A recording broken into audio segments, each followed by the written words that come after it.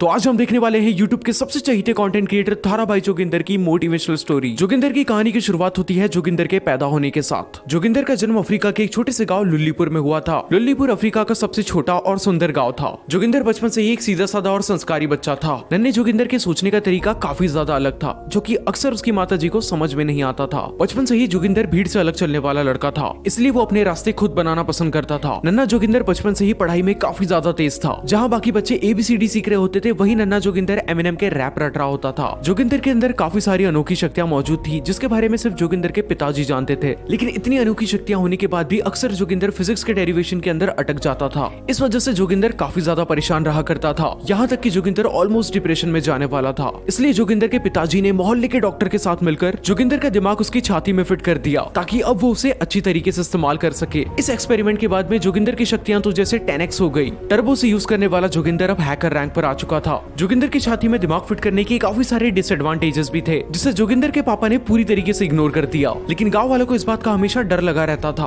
और जिस बात का डर था वही हुआ। जोगिंदर अब अपनी शक्तियों का गलत इस्तेमाल करने लगा था। बढ़ती उम्र और कोलेस्ट्रॉल के साथ जोगिंदर का हरामीपन भी अब बढ़ता चला जा रहा था, जिस वजह से जोगिंदर के पिताजी के साथ साथ पूरे गांव वाले परेशान रहने लगे। गांव के सरपंच की धोती में आग लगा देना, पानी की टंकी में एसिड डाल देना, लोगों के किचन में एनाकोंडा छोड़ देना, तो जैसे जोगिंदर का रोज का काम बन चुका था। लुल्लीपुर के लोग अब समझ चुके थे कि अब जोगिंदर उनकी गांड में उंगली करना नहीं छोड़ेगा। लुल्लीपुर के गांव के लोगों को अब जोगिंदर वाइब्रेटर की तरह चुभने लगा था, जिसे बर्दाश्त करना अब काफी ज्यादा मुश्किल हो रहा था। वहीं बढ़ती शक्तियों की वजह से जोगिंदर को दिन में 250 से 300 बार हगने जाना पड़ता था। इसलिए डॉक्टर ने उसे टॉयलेट की जगह यूट्यूब रेकमेंड करना बेटर समझा, और इसी के साथ शुरुआत होती है जोगिंदर के यूट्यूब जर्नी की। जोगिंदर उसके यूट्यूब चैनल को लेकर काफी ज्यादा डेडिकेटेड था। जोगिंदर अपने चैनल के ऊपर मोटिवेशनल और इंस्पायरिंग वीडियोस अपलोड करने लगा था, जिससे IIT के बच्चों को काफी ज्यादा हेल्प मिला करती थी। जब भी किसी बच्चे को डिमोटिवेशन या थकान महसूस होती थी, वो जोगिंदर सर का एक वीडियो देख लिया करता था, जिससे उन्हें बेरोजगारी के एडवांटेजेस पता चल जाते थे। जोगिंदर के एजुकेशनल वीडियो से सब इतने ज्यादा इंस्पायर्ड थे कि उन्होंने जोगिंदर के पोस्टर पूरे लुल्लीपुर गांव में लगा रखे थे। वही जोगिंदर को इतने अमेजिंग कंटेंट की वजह से सारे यूट्यूबर्स से बहुत सपोर्ट मिल रहा था। जोगिंदर ने अपनी खुद की आवाज में कई गाने भी रिलीज किए, जिसको सुनकर गांव के बूढ़े बुजुर्ग मेडिटेशन किया करते थे, और इसी तरह जोगिंदर पूरी दुनिया के युवाओं के लिए एक आइडल बन चुका था। जोगिंदर के ट्रांसफॉर्मेशन से लुल्लीपुर के लोग काफी ज्यादा खुश थे।